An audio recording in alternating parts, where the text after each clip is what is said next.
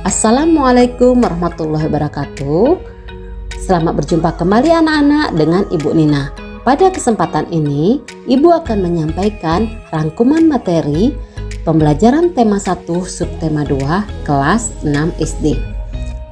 Pada muatan pembelajaran tema 1 subtema 2 ini ada beberapa pembelajaran yang akan kalian pelajari, yaitu pembelajaran PPKN, Bahasa Indonesia, IPA, IPS, dan SBD.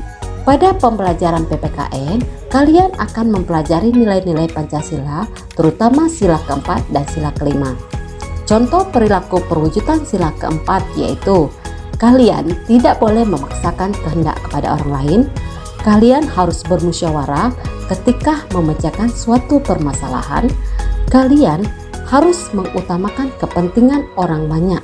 Dan yang keempat yaitu, kalian harus menjalankan keputusan yang telah disepakati secara bersama. Contoh perilaku perwujudan sila kelima yaitu, kalian harus bersikap adil, kalian harus menghormati hak-hak orang lain, tidak boleh bergaya hidup mewah, tidak merugikan kepentingan orang lain, dan kalian harus suka bekerja keras. Selanjutnya pada pembelajaran Bahasa Indonesia, kalian akan mempelajari tentang menentukan ide pokok sebuah paragraf. Adapun cara-cara menentukan ide pokok suatu paragraf yaitu, yang pertama, membaca keseluruhan isi teks bacaan. Dengan membaca keseluruhan isi teks bacaan tersebut, kalian akan menemukan kalimat utama setiap paragraf. Dan kalimat utama itu bisa terletak di awal kalimat, akhir kalimat, maupun campuran, yaitu awal dan akhir kalimat. Kalimat utama biasanya diikuti oleh kalimat penjelas, dan selanjutnya menentukan ide bahasan dari kalimat utama tersebut yang bisa dijadikan gagasan pokok dan ide pokok. Ini ada contoh ya, satu paragraf. Ibu bacakan ya nak. Bencana banjir lumpur akibat jebolnya tanggul Situ Gintung di Tangerang Selatan menimbulkan berbagai macam penyakit.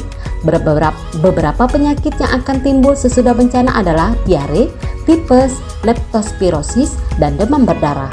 Masalah kesehatan pada korban dan masyarakat di sekitar lokasi bencana harus diantisipasi. Beberapa penyakit itu muncul karena lingkungan kotor dan sumber air bersih yang tercemar lumpur. Jadi, ide pokok pada paragraf di atas terdapat di kalimat pertama, yaitu di mana bencana banjir lumpur mengakibatkan berbagai macam penyakit. Jadi, ide pokoknya adalah bencana banjir menimbulkan berbagai macam penyakit. Selanjutnya pada pembelajaran IPA, kalian akan mempelajari tentang perkembangbiakan secara generatif pada hewan. Seperti kita ketahui, salah satu ciri-ciri makhluk hidup adalah berkembang biak. Berkembang biak merupakan proses makhluk hidup dalam memperbaharui keturunannya untuk melestarikan spesiesnya. Perkembangbiakan generatif pada hewan terjadi ketika sel telur dari hewan betina bertemu dengan sel sperma dari hewan jantan melalui proses perkawinan yang kemudian menghasilkan individu baru berupa anak. Perkembangan biakan generatif pada hewan terbagi menjadi 3, yaitu vivipar, ovipar, dan ovovivipar. Pada perkembangan generatif vivipar merupakan perkembangbiakan hewan dengan cara melahirkan. Embrio tumbuh dan berkembang di dalam rahim induknya, kemudian dilahirkan. Calon bayi hewan itu mendapatkan nutrisi dari induknya yang disalurkan melalui plasenta. Hewan vivipar memiliki beberapa ciri, salah satunya adalah mempunyai kelenjar susu dan daun telinga. Saat lahir, induknya akan menyusui anaknya. Contoh hewan yang berkembang biak dengan cara vivipar adalah hampir semua mamalia seperti kucing, anjing, kuda, panda, gajah, paus, dan domba. Selanjutnya adalah perkembangbiakan generatif ovipar. Apa itu perkembangbiakan generatif ovipar? Yaitu perkembangbiakan hewan dengan cara bertelur. Jadi, embrionya akan tumbuh dan berkembang di dalam telur. Nah, seperti telur ayam ya nak ya. Jadi di dalam telur tersebut, embrio tumbuh, sudah ada nutrisi untuk pertumbuhannya. Adapun ciri-ciri hewan ovipar adalah tidak memiliki kelenjar susu. Saat sudah menetas, induknya tidak menyusui anaknya. Contoh hewan yang berkembang biak dengan cara ovipar misalnya ayam, bebek, angsa, penguin, laba-laba, kepiting, kecoa, katak, buaya, sebagian serangga, dan sebagian ikan. Selanjutnya, yang ketiga yaitu perkembangan generatif ovovivipar. Ovovivipar merupakan perkembangbiakan hewan dengan cara bertelur dan melahirkan. Jadi, embrio tumbuh dalam telur yang dikandung induknya, kemudian dilahirkan. Ini lebih hebat lagi ya nak ya.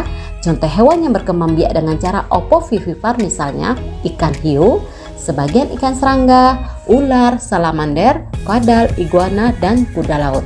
Selanjutnya, kalian akan mempelajari pelajaran IPS dengan materi potensi ekonomi negara-negara anggota ASEAN. Kalian pasti tahu kan berapa jumlah anggota ASEAN? Ya, betul sekali, semuanya ada 10 negara. Yaitu yang pertama Brunei Darussalam. Negara ini terkenal dengan kekuatan sumber daya alamnya berupa minyak bumi dan gas alam. Brunei Darussalam menjadi negara di Asia Tenggara yang memiliki pendapatan per kapita tertinggi karena gas alamnya. Wah, hebat ya, berarti Brunei Darussalam merupakan negara yang paling kaya ya di Asia Tenggara. Selanjutnya yaitu ada Filipina. Filipina adalah sebuah negara kepulauan yang mata pencariannya sebagian besar penduduknya adalah di bidang pertanian. Yang ketiga adalah negara tercinta kita, yaitu negara Indonesia. Sebagai negara kepulauan terbesar di kawasan ini, Indonesia memiliki ragam sumber daya alam yang sangat kaya. Keindahan alam Indonesia pun merupakan daya tarik yang menjadi sumber devisa negara dari sektor pariwisata. Dan yang keempat, ada negara Kamboja. Daerah ini berada di sekitar Sungai Mekong, merupakan daerah yang subur. Mata pencarian penduduk Kamboja adalah pertanian. Hasil pertanian Kamboja yang besar adalah padi dan karet. Dan yang kelima ada negara Laos. Negara ini dilewati oleh Sungai Mekong seperti di Kamboja tadi ya. Kegiatan pertanian banyak dilakukan di sepanjang aliran sungai ini. Sebagian besar hasil pertanian dinikmati oleh masyarakat Laos. Dan yang keenam ada negara Malaysia. Kegiatan otonomi penduduk Malaysia adalah di bidang pertanian, pertambangan, dan perindustrian. Dan yang ketujuh ada negara Myanmar. Pada mata pencaharian utama penduduk Myanmar adalah pertanian, perkebunan, dan pertambangan. Padi merupakan hasil utama dari pertanian di sana. Myanmar merupakan salah satu negara penghasil padi terbesar di Asia Tenggara. Dan yang kedelapan yaitu Singapura. Singapura merupakan negara yang paling maju di kawasan ASEAN. Letak Singapura sangat strategis. Saat ini Singapura menjadi negara transit ternama di Asia. Yang kesembilan ada Thailand, yaitu negara yang disebut sebagai lumbung padi di Asia Tenggara. Padi merupakan hasil pertanian terbesar di negara ini. Selain itu, perkebunan, kehutanan, pertambangan, dan industri juga merupakan kegiatan ekonomi penduduk Thailand. Dan yang terakhir ada negara Vietnam. Setelah pulih dari Perang Vietnam, negara ini mulai berkembang di berbagai sektor perekonomian.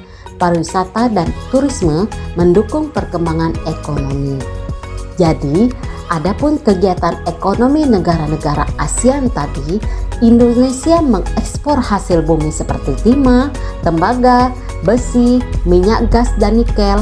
Selain itu, Indonesia menghasilkan pupuk, tapioka, karet, kopi, kelapa sawit, dan tembakau. Dan selain itu juga ada ikan tuna, udang, dan teh juga diekspor ke negara lain. Brunei Darussalam terkenal sebagai pengekspor minyak mentah, gas alam, dan produk minyak. Penduduk Malaysia bermata pencarian dalam bidang pertanian, pertambangan, perindustrian. Pertambangannya menghasilkan biji timah terbesar di dunia.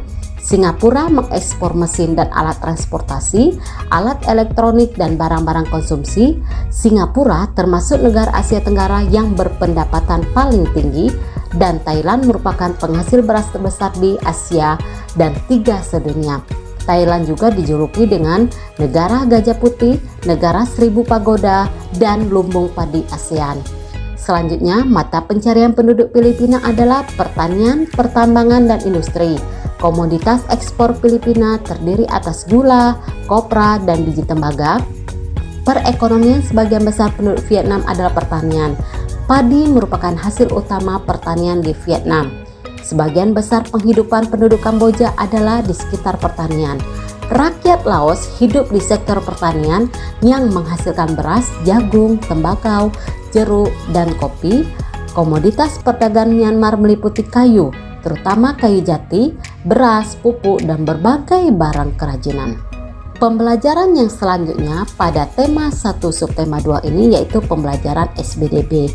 Kalian akan mempelajari jenis-jenis patung. Jadi berdasarkan perwujudan atau bentuknya, patung dapat dibagi menjadi dua, yaitu patung figuratif dan patung non-figuratif. Apa itu patung figuratif? Yaitu patung yang merupakan tiruan dari bentuk alam seperti manusia, binatang, tumbuhan. Contohnya patung pahlawan, patung macan, dan lain-lain. Dan ini ada contoh, salah satu contoh nak ya, patung pahlawan. Yaitu siapa ini? Ya, betul sekali, patung Jenderal Sudirman. Dan yang kedua yaitu patung non-figuratif. Apa itu patung non-figuratif? Yaitu patung yang merupakan patung yang tidak meniru alam, terlepas dari wujud-wujud tiruan yang ada di alam. Contohnya patung abstrak geometris, patung berupa bentuk silinder, patung runcing sebagai simbol bambu runcing, dan lain-lain. Nah anak-anak, itulah tadi beberapa materi yang ada pada tema 1 subtema 2. Selamat belajar untuk kalian semua. Semoga sukses dan jangan lupa bahagia ya. Dan Ibu akhiri dengan wassalamualaikum warahmatullahi wabarakatuh.